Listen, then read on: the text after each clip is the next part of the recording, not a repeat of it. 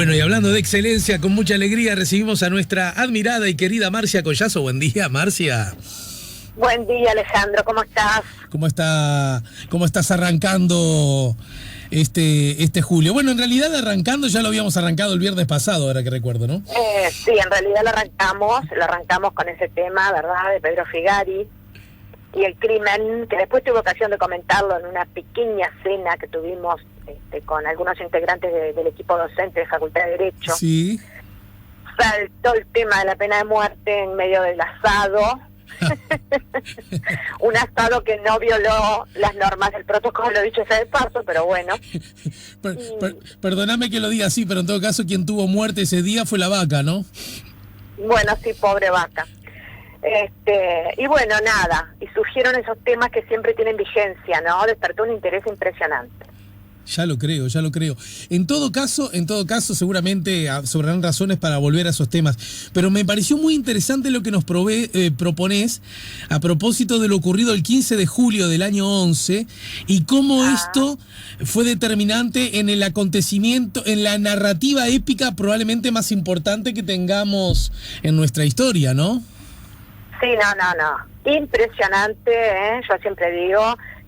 la ilusión de que el pasado es pasado y de que estamos al fin de la historia, bueno, más vale peinarse con peines finos y sacársela de la cabeza, porque yo me imagino, si hoy, dentro de 5 días, ¿verdad? Hoy es 10 de julio, dentro de 5 días nos invadiera una potencia extranjera con hombres armados y nos viéramos totalmente inermes frente a eso,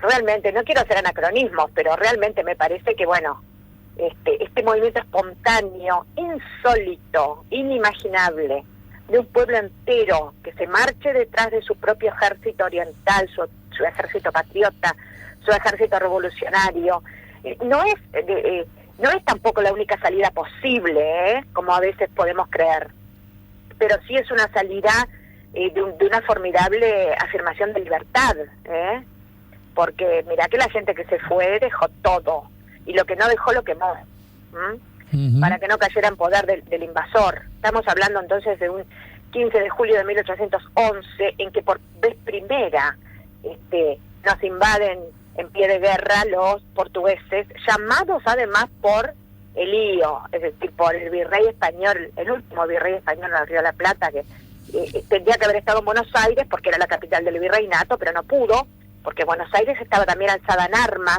Estamos hablando de un incendio revolucionario en el Río de la Plata. Y bueno, y a él no le quedó otra que refugiarse entre los muros de Montevideo, que sí era españolista.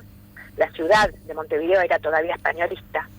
Claro. Pero, claro, ya habían sido vencidas las fuerzas, las poquitas fuerzas que pudo rejuntar Elío, habían sido vencidas en la Batalla de las Piedras, ¿no? El 18 de mayo. Y entonces Artigas, con muy buen sentido, decide ponerle sitio a Montevideo. Era lo lógico, era lo que a cualquiera se le hubiera ocurrido, ¿no? Bueno, hemos vencido en las armas, en el campo de batalla, bueno, ahora le vamos a poner sitio a Montevideo. Pero entonces el lío mueve sus cartas, juega sus cartas, ¿verdad? Y la primera carta es tratar de comprar a Artigas. Entonces le ofrece un grado importante militar, le ofrece dinero, le ofrece de todo. Artigas lo rechaza indignadísimo, y no va a ser la primera vez que rechace semejantes honores.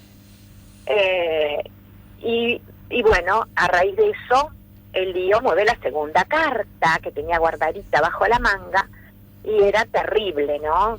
Porque era llamar a los portugueses para que nos invadieran y dispersaran la naciente revolución. O sea que probablemente, esto es contrafáctico, pero siguiendo la narración de los hechos, si Artigas hubiera aceptado lo ofrecido por Elío, probablemente no hubiese ocurrido la invasión portuguesa. No sabemos, porque la invasión portuguesa fue una movida importantísima, fue el manotón de ahogado del Imperio Español en el Río de la Plata. Ojo, era peliagudo para los españoles, traer a ese tigre. Porque después que traías al tigre, el tigre no se te iba a ir, así nomás. Claro. Pero bueno, fue lo que le quedó. Por supuesto también, desgraciadamente, se puso en connivencia con los porteños, porque los porteños eran revolucionarios, sí, pero el primer objetivo que tenían era quedarse con todo lo que había sido el virreinato del Río de la Plata, bajo el poder de Buenos Aires, incluida la banda oriental. Entonces, bueno, como se les fue de madre, porque fueron derrotados en el Alto Perú los revolucionarios, digamos, porteños, ¿qué hicieron? Suscribieron un armisticio con el lío y dejaron absolutamente desamparados a los orientales. Fíjate, debe haber sido espantoso, ¿no? Todo el ejército de Buenos Aires se retira de la línea del sitio, todo, en masa, y quedan ahí unos pocos patriotas orientales que no saben qué hacer. Pero además hay otra cosa que les quiero contar a los oyentes para redondear un poco la comprensión de este momento. Claro, al ocurrir todo esto y venirse en malón los portugueses, que el 15 de julio ya ocupan Melo, y después avanzan y ocupan la fortaleza de Santa Teresa, Rocha, y llegan a Maldonado. Bueno, al venirse todo esto, los orientales que no saben qué hacer, realizan dos asambleas, las dos famosas asambleas, de la panadería de Vidal y de la Quinta La Paraguaya. Ajá. La panadería de Vidal, que estaba situada por allá por Pedernal, por lo que hoy es Pedernal, cerquita de General Flores, por ahí. Por ahí estuvo ubicada la panadería de Vidal, que era un local enorme, con unos gigantescos hornos de ladrillo. Era un local grande, bueno, se hizo ahí la primera asamblea, se llegó a un punto muerto con los porteños, y la segunda fue la más importante, que ocurrió un mes después, ¿verdad? La de la Quinta La Paraguaya ocurrió en octubre, el 10 de octubre, y ahí se nombró Artigas jefe de los orientales. La Quinta de la Paraguaya en el Parque Central, ¿no? Sí, por ahí, que no tiene nada que ver con Melchora Cuenca, la paraguaya, no tiene nada que ver, era otra paraguaya, era una mujer de recursos, que tenía una quinta muy grande, que por supuesto estaba a favor de la revolución. Bueno, ahí se hizo la asamblea.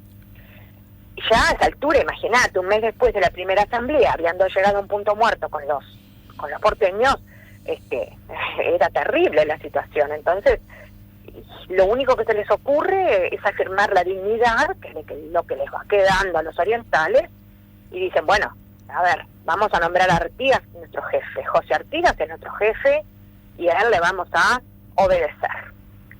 Bueno, Artigas,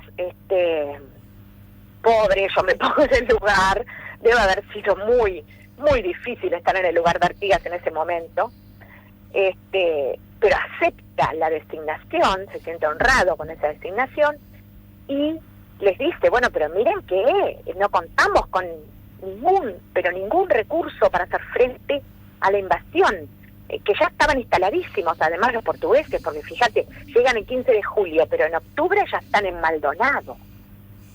Entonces han ocupado, digamos, más de medio territorio. Y bueno, les dice, miren que no tenemos muchas salidas.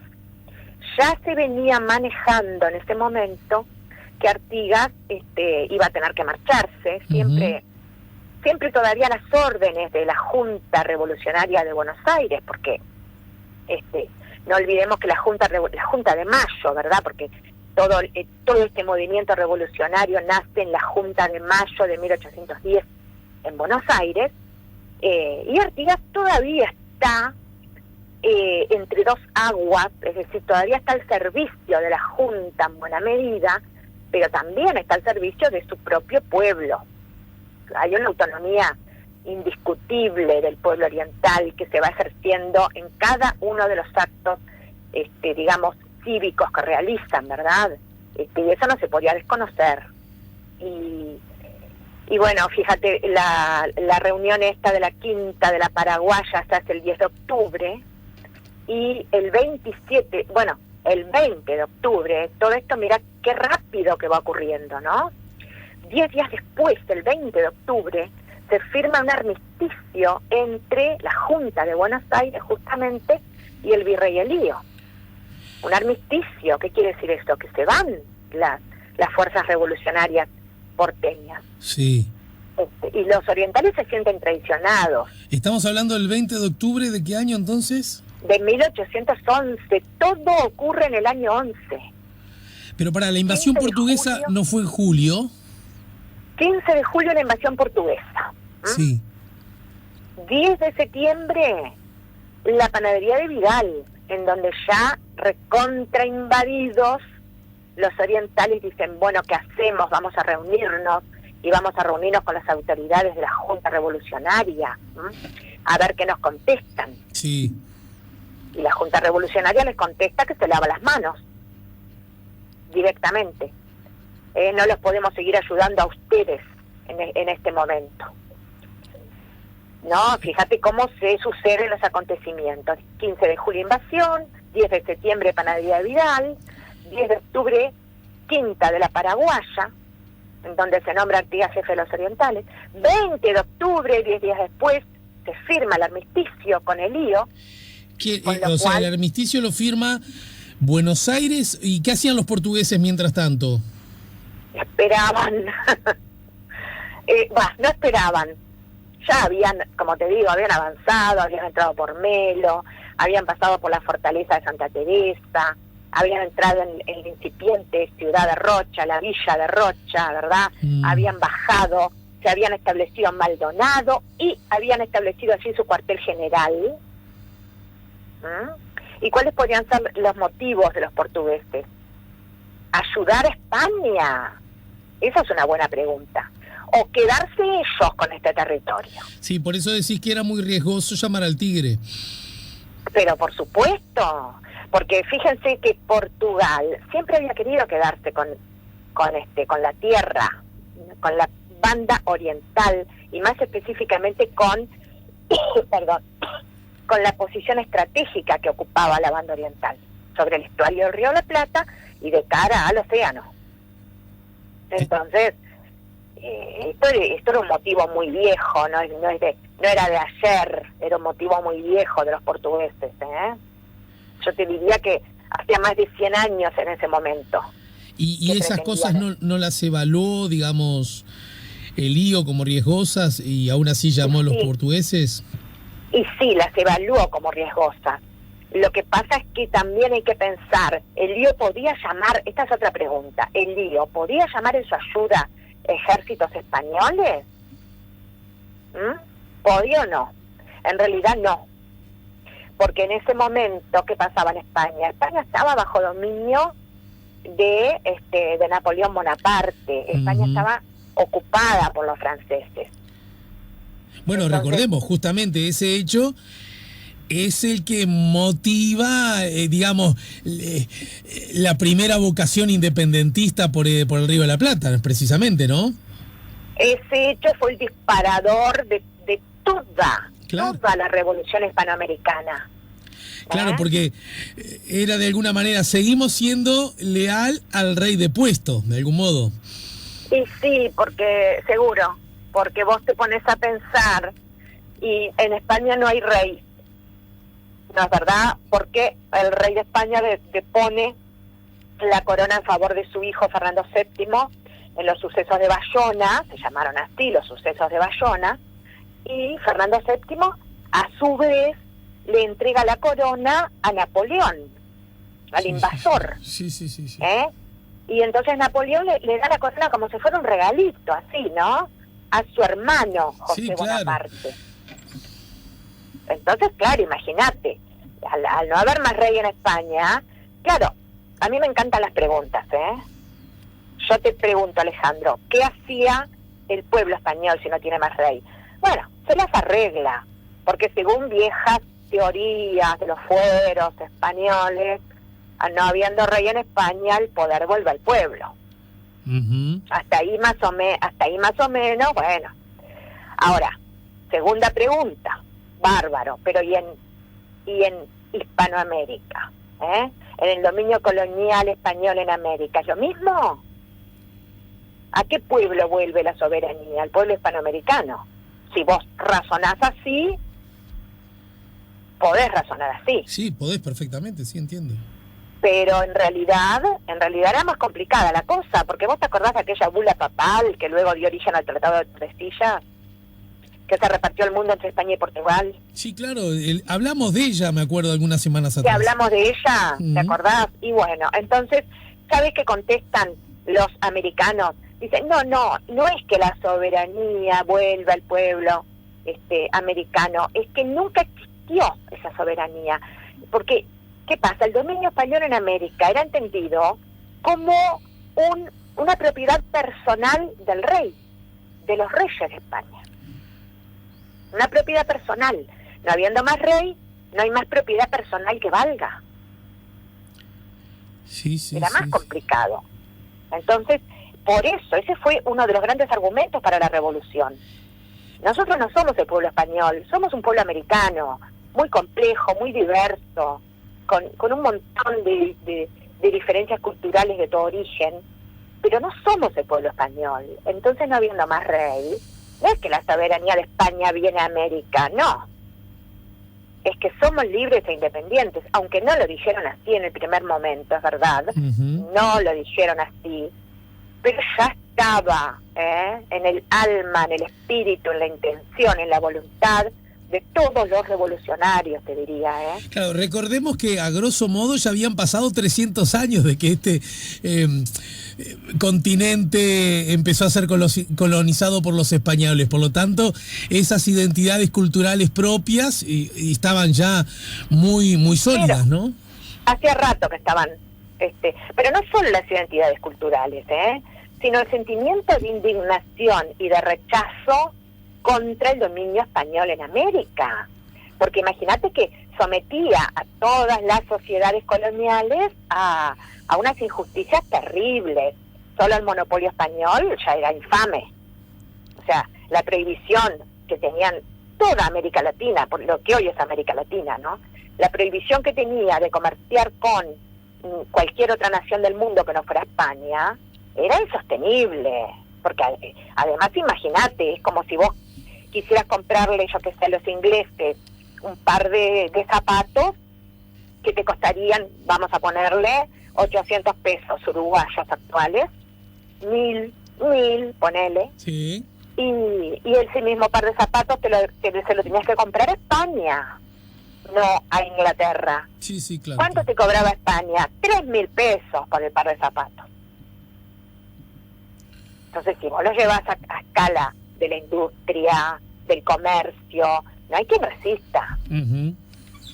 Y bueno, ese es uno de los tantos motivos por los cuales se desencadena la revolución en todo el sistema colonial en América. Y bueno, y entre nosotros también. Te dejo planteada esta mirada simplemente para que cuando tú tengas ganas la desarrolles. Y es, a nosotros, le voy a decir en forma bien maniquea para darte chance a vos, ¿no es cierto?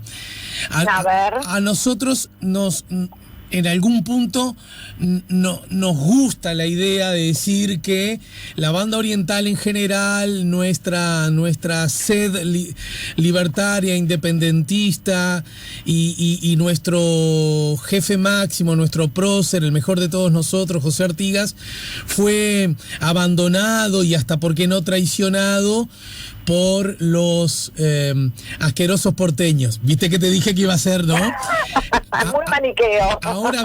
Ahora bien, justamente cuando Buenos Aires entiende que hay que hacer un armisticio, un acuerdo con el lío, y de alguna manera no pone toda su fuerza detrás de Artigas, ¿no será porque Buenos Aires también tenía la obligación de ver las cosas un poco más, se diría hoy, globalmente, y tendría otros objetivos que atender, otros frentes sobre los cuales ocuparse, y entendía que el momento de la banda oriental no era el adecuado? No puede haber algo de lógica, de estrategia política, pero también independentista.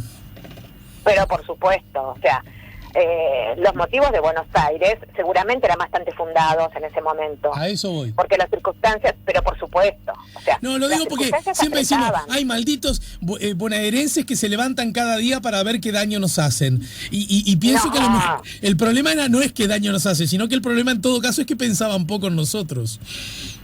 Bueno, mira, por un lado, por supuesto que las posiciones maniqueas, y por eso seguramente lo trajiste tú con toda intención, no son buenas para meditar en la historia. Pero además, claro, si nos ponemos a mirar el momento histórico, como te digo, la circunstancia ahorcaba. Y ahorcaba también a los propios revolucionarios de la Junta de Buenos Aires. Entonces, yo no tengo motivos para dudar de que las derrotas que habían sufrido en el Alto Perú eran un motivo de peso para no poder continuar el sitio de Montevideo. Claro. Y la invasión portuguesa era otro. Claro. Ahora, lo que sucede es que también tenemos que pensar en nuestra propia situación. Nosotros quedábamos más ahorcados que todos los demás. Entiendo. Estábamos sí. en una situación de una vulnerabilidad tremenda, que fue lo que motivó este acontecimiento sin parangón, ¿no? Que fue un poco la partida de nacimiento de la identidad de los orientales, que fue el éxodo. Exacto. Entonces, y bueno, se ha analizado bastante, inclusive hay fantásticas obras de arte. Por ahí tenemos, yo que sé, por ejemplo, la pintura de Guillermo Rodríguez, tenemos a Manuel Rosé, otro gran pintor nuestro, tenemos un montón de pinturas que retratan el éxodo. Yo siempre digo que el arte es el que acuña, ¿no? El que acuña esos grandes momentos, los expresa, los traslada a a la estética y al espíritu de los pueblos, ¿no? Es un ir y venir. Bueno.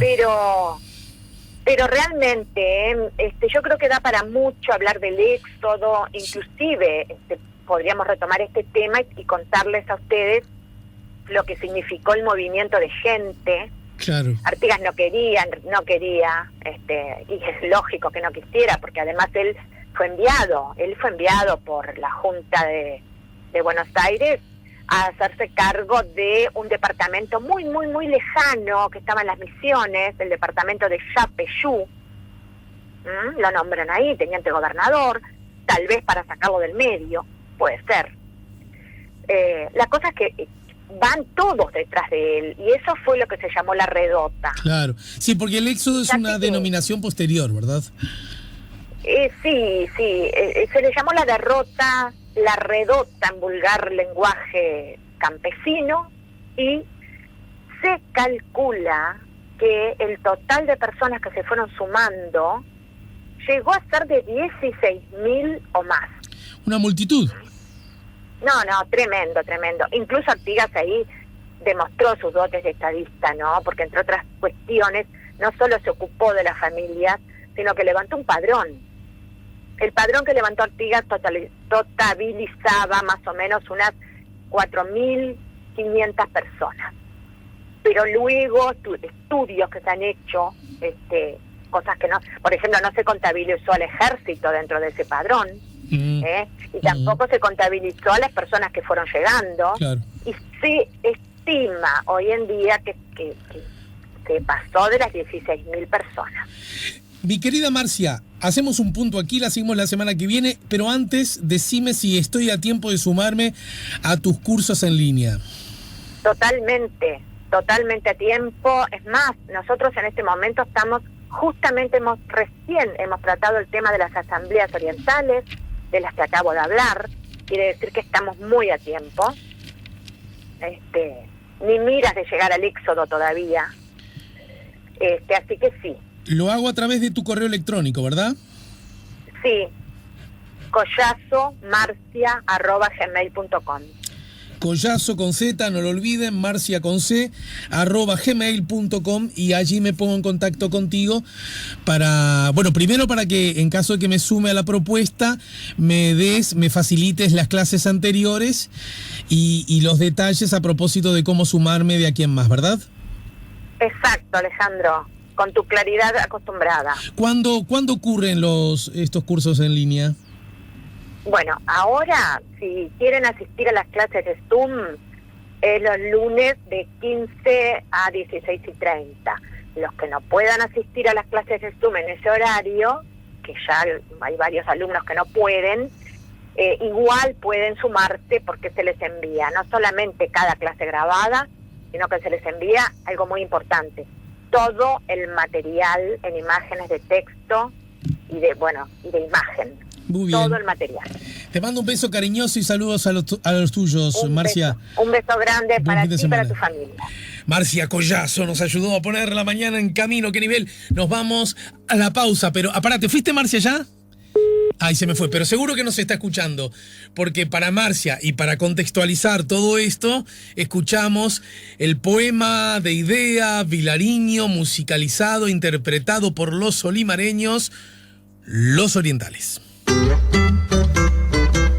De todas partes vienen sangre y coraje para salvar su suelo.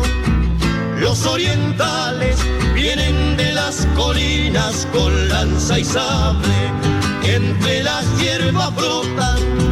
Los orientales salen de los poblados del monte sale.